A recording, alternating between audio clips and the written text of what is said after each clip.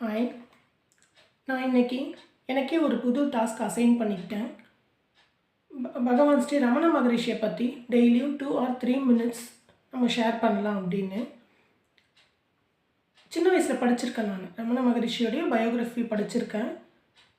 அப்போது schooling days அப்போ school லைப்ரரியில் படிப்போம் இல்லைங்களா, அந்த மாதிரி படிச்சிருக்கேன்.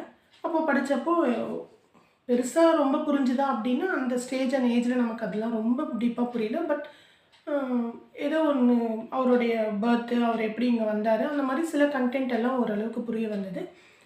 ஹவு ஹி அட்டைன் சால்வேஷன் அந்த மாதிரி விஷயங்கள் ரொம்ப டீப்பாக அப்போ புரியலை. பட் இப்போ செகண்ட் டைம் எனக்கு அவரை பற்றி இன்னும் கொஞ்சம் டீப்பாக படிக்கணும்னு ஆசை இருந்தது. அதனால் அன்றைக்கி ஆசிரமம் போனப்போ இந்த புக்கை பிக் பண்ணேன். அதை ஜஸ்ட் உங்கள் கூட ஷேர் பண்ணுறேன், பாருங்கள். இந்த புக்கு ஃபுல்லாக தமிழில் தான் இருக்குது. இதை கீவா ஜெகநாதன் அப்படின்றவர் எழுதியிருக்காரு. இவருமே ரொம்ப அழகாக பார்த்து எழுதியிருக்காரு. ஃபஸ்ட்லேருந்து அவருடைய பர்த்லேருந்து எண்டு வரைக்குமே எழுதியிருக்காரு. அதை எனக்கு டெய்லியும் இந்த புக்கை நான் செகண்ட் டைம் படிக்க ஆரம்பித்தேன். எனக்கு ரொம்ப பிடிச்சிருக்கு. எனக்கு day to day mental piece கிடைக்குது. ஸோ இதை ஏன் நம்ம ஷேர் பண்ணக்கூடாது அப்படின்னு எனக்கு தோணுச்சு.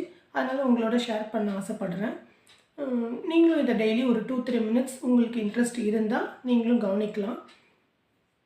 கொஞ்சம் நமக்கு ஒரு ஒரு பீஸ் கிடைக்கும். இதை நான் ஃபீல் பண்ணதை சொல்கிறேன்.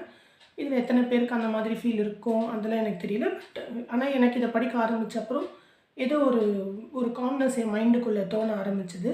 Just I want to share that. அவ்வளோதான் உங்ககிட்ட. தேங்க்யூ.